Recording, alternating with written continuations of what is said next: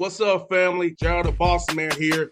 You're tuned into the Bossman Show on AM 1010, AM 1430, 1055 The King. Let the King out at 105theking.com and the Bossman Show at bossmanshow.com. Hit me up on Instagram, the Bossman Show, Twitter at Bossman Show, and Facebook, Bossman Show. It's the Bossman on your radio. Listen to the Bossman Show with your host, JR, Saturdays at 9 a.m. right here on AM 1010, The King. What's up, good people?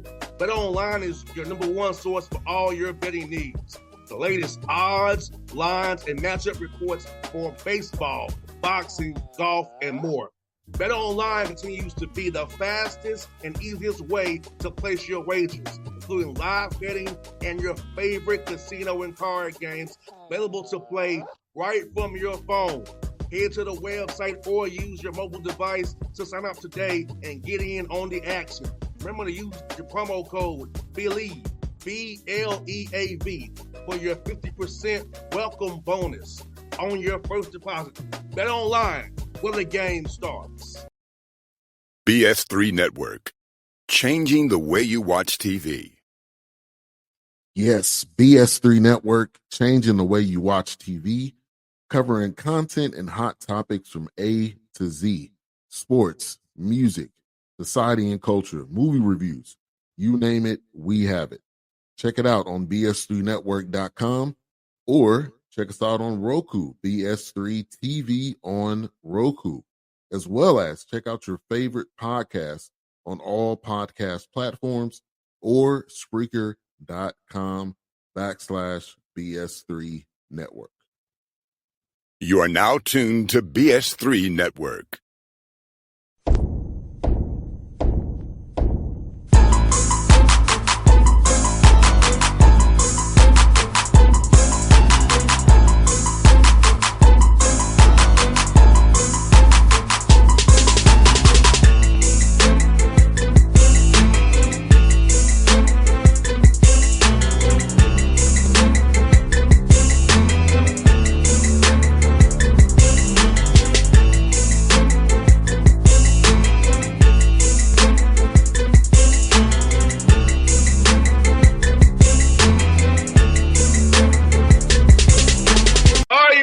Back on the Bossman Show, friend of the show. I go out supporting men's games all the time. My man, Jonas Hayes will be on the Bossman Show. Golden State Panthers headed to year 3. Brother Jonas, how you doing, my good brother? I see you got your muscles showing. You working out over there, bro. I see you, boy.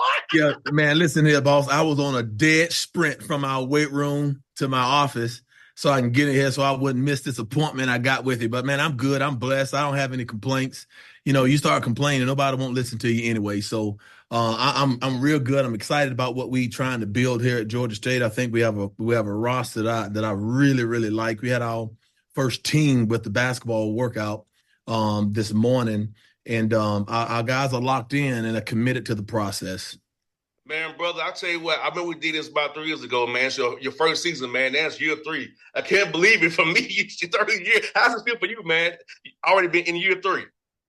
You know, time in life more valuable than time, because once you lose either one of them, you won't ever get them back. Yes, sir. And the time that's been spent here building this program to a point where we can get to the tournament and hopefully win some games while we're there, it's gone by so fast, boss, man. Time don't wait for anybody. But I think it was time well spent because there's a lot of lessons that were learned. And the thing is, for me, taking over, going 18 inches over to my right, is that you learn more about yourself. And the one thing that I'm pretty proud of myself, I've always been people-centered, relationship-oriented, and this has given me a platform to lean into that more. Because today's kid, man, you have got to create a rock-solid relationship with them. Then you'll be able to lead them. And I tell you what, man, I couldn't be more pleased with the progress that I've made as an individual, but also as a coach, being placed in this position. And so it's not one of those things where I'm only expecting my guys and our team and my staff to get better at what they do. I think a man's greatest strength is understanding and knowing that he has weaknesses, but also working on them. And so that's where I'm at. And it's a top-down approach. Every soul in this program has taken on that responsibility to get better. And we're going to keep moving forward, keep putting one foot in front of the other. And you know what? See where we land.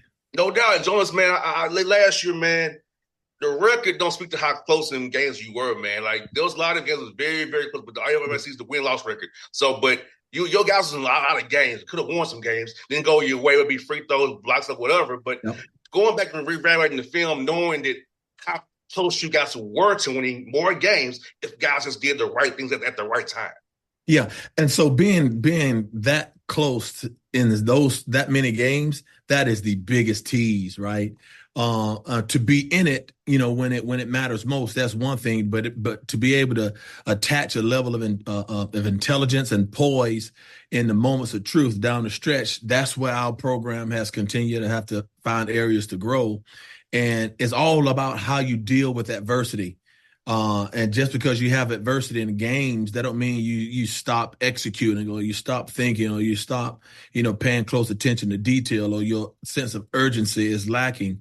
And so that's where when I evaluated, I've watched every game of ours last year multiple times. And we just lost. We had a lack of poise in the moment of truth. And so that's an area just from a mental standpoint that I think we've got to get better. And that's not lost on me. So I'm excited about the opportunity we have to show that we've improved. No doubt, man. And you know what, man? I remember I was at the game against OD last year, man. That was the game I was at, man. You guys came back that night. That night, man. I know how happy you were post game. And I think, to me, I was like, I don't think the team last year could have done that. But just seeing that improvement, just in that moment, being down, having the association uplift you, you guys lock in, do the right things. I was hoping that you could have balled it up some more and kept on doing it. But you saw a glimpse. It kind of takes you to that tease of what it can be. We just decided we're going to do this tonight.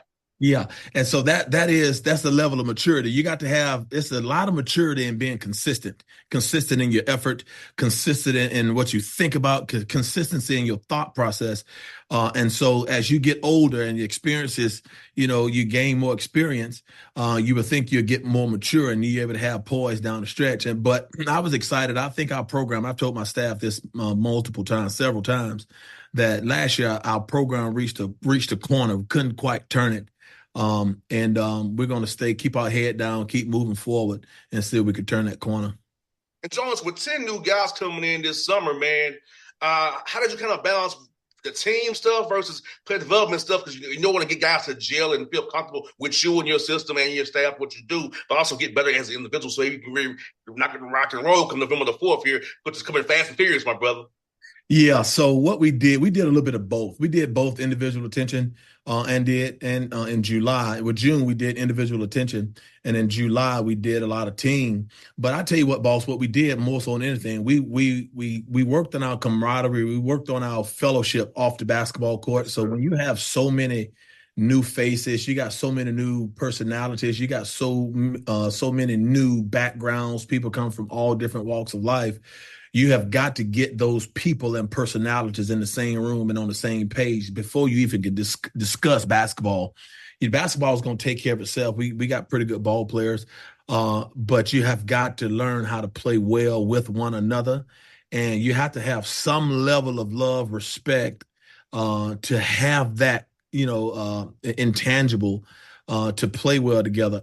And the one thing I think we did well this summer is create a sense of camaraderie. And the definition of camaraderie in our program is simple. It's the most deep-seated type of love a program can have. But it's when one player cares as much about another player, his teammates' success and health as he does his own. That's a different level of love that this program is starting to show this summer. And we're going to keep at it.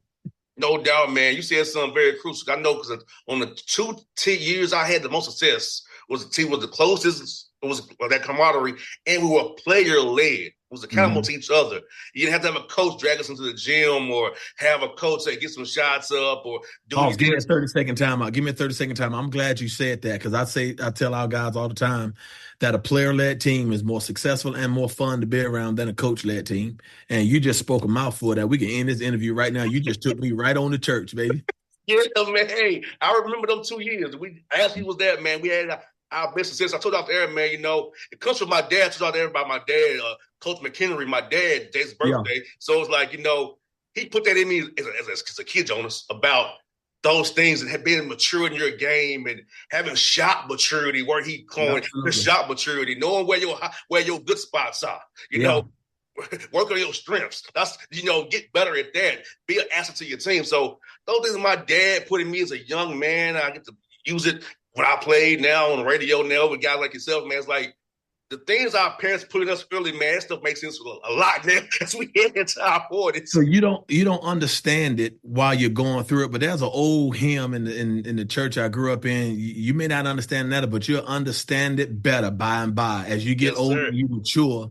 And that's one of the things when I talk about my parents, mom and dad, I give them a shout out, James Hayes and Yvonne Hayes. As I gotten older, I realized I caught more lessons than they taught me, right? Just in the way they live their lives and how they deal with adversity, how they deal with one another, how they deal with other people. And that's one of the, I think, most important lessons in life that you learn if you're observant. You catch more lessons than your parents teach you. And that's certainly the case with me. And John, it's nowhere it hits me every time I go to cover the Hawks game, and I go out there to go to work, man. My dad told me this when we used to park it in the Gulch, he couldn't cross that after dark as a kid. Mm-hmm. That's so. Look what it's becoming. Yes. So it blows my mind, Jones, that my dad lived through that. Mm-hmm.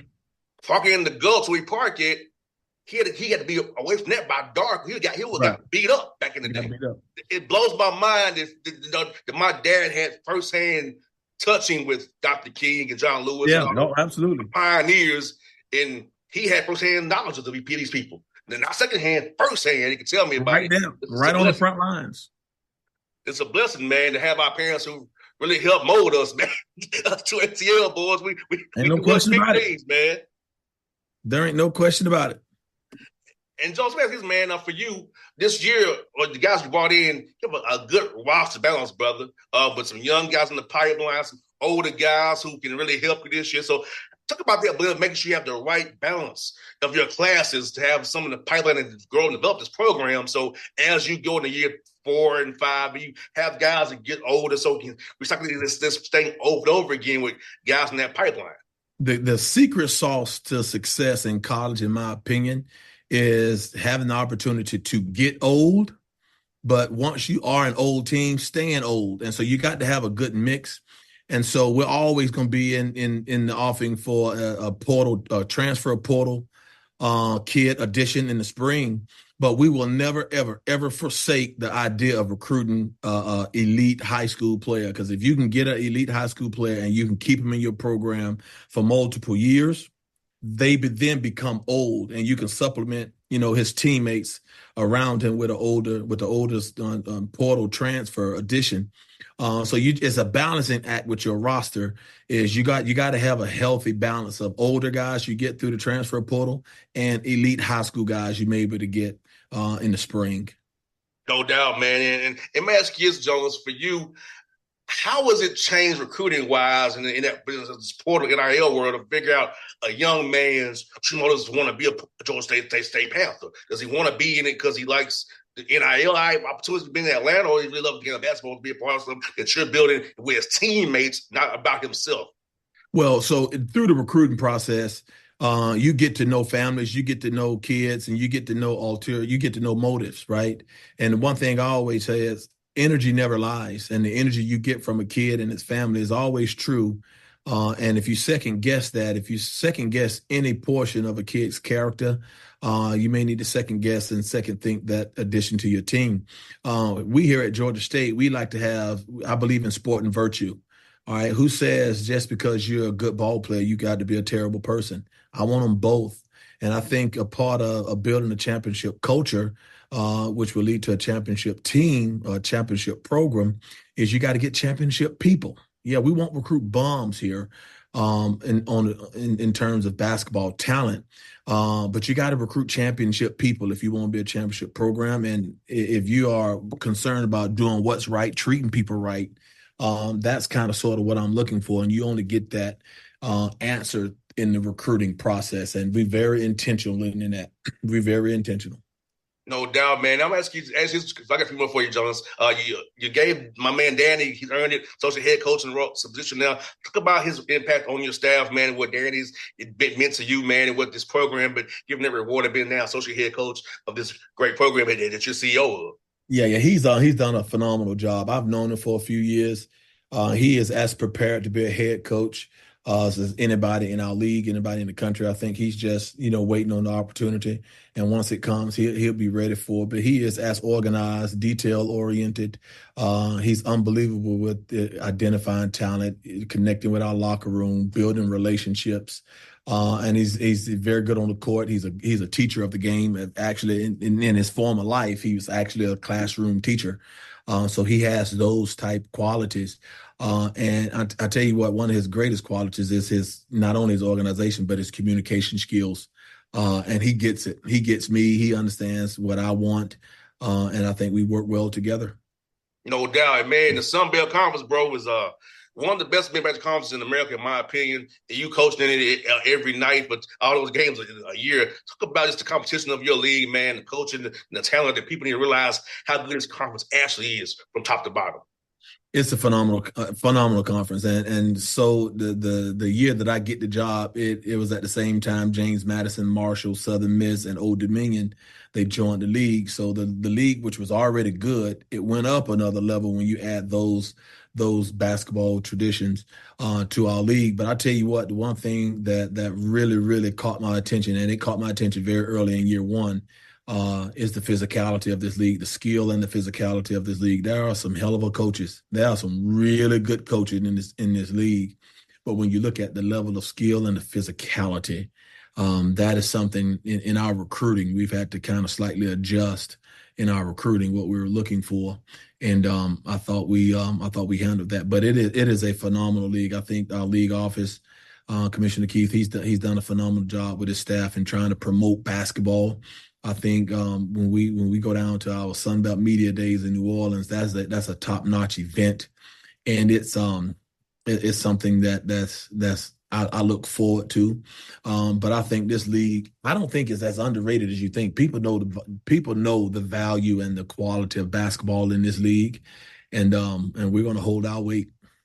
And so that's what for you, man. Talk about this, all the improvements around the Hank, man, Comcast and all the stuff you see being built around down at the Turner Field Complex over in Cortland. Let's talk about as being a part of this university, man, seeing all the improvements that the administration put into this program, athletic-wise and academically.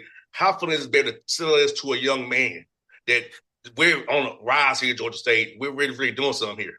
I'm telling you, you talk about the leadership of our athletics department, Charlie Cobb, but our institution and Brian Blake and the vision they have for that Summer Hill area and turn that into kind of like an athletic village. You got baseball and softball going down there, football is down there, basketball, our arena is down there. There's a lot of area of build up in terms of apartments and just the activity all up and down Georgia Avenue with the restaurants and all the little stops and shops that you can get down and get your little knickknacks and all. It is a phenomenal time to be in Atlanta, but it's also a phenomenal time to be at Georgia State with all the momentum that's moving in that direction. And our guys feel it. They love Atlanta. How can you not love Atlanta? How can you not like it? But then when you couple that with an elite level, university as Georgia State has, but you also couple that with athletics that are centered in downtown Atlanta with all the momentum, it's a great time to be a Panther, baby. No doubt, brother. Look, man, I look for the best of the game this year to support you. I made 6 games last year. I'm trying to make it more. I would, boss man, I would be absolutely through the roof upset if you didn't come to games. Hey, I'm gonna try to make it more 6 this year. You better get that try out of your doggone vocabulary. You better have that tail here. I sure will, my brother. You know I'm be cheering for you. Hey, I'm very much impartial. I'm cheering for Jonas Hayes, baby. Got you, baby. I got you. I appreciate you. But hey, fun talk to you, my guy. I'll see you real soon, my guy. Anytime, my man. I appreciate you, baby. Got much love for you. All right, man. Talk to you. Bye. BS3 Network. Changing the way you watch TV. Yes, BS3 Network, changing the way you watch TV, covering content and hot topics from A to Z. Sports, music, society and culture, movie reviews. You name it, we have it. Check it out on bs3network.com or check us out on Roku, BS3 TV on Roku, as well as check out your favorite podcast on all podcast platforms or Spreaker.com/BS3 Network. You are now tuned to BS3 Network. What's up, good people? BetOnline is your number one source for all your betting needs. The latest odds, lines, and matchup reports for baseball, boxing, golf, and more.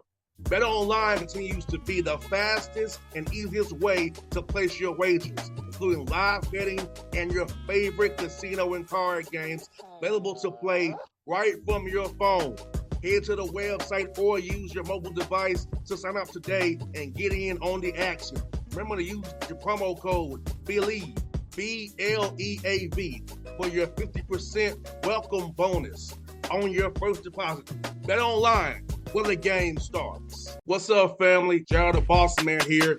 You're tuned into the Bossman Show on AM 1010, AM 1430, 1055 The King. Check The King out at 105theking.com and the Bossman Show at bossmanshow.com. Hit me up on Instagram, The Bossman Show, Twitter at Bossman Show, and Facebook, Bossman Show. It's the Bossman on your radio. Listen to The Bossman Show with your host, JR, Saturdays at 9 a.m. right here on AM 1010, The King.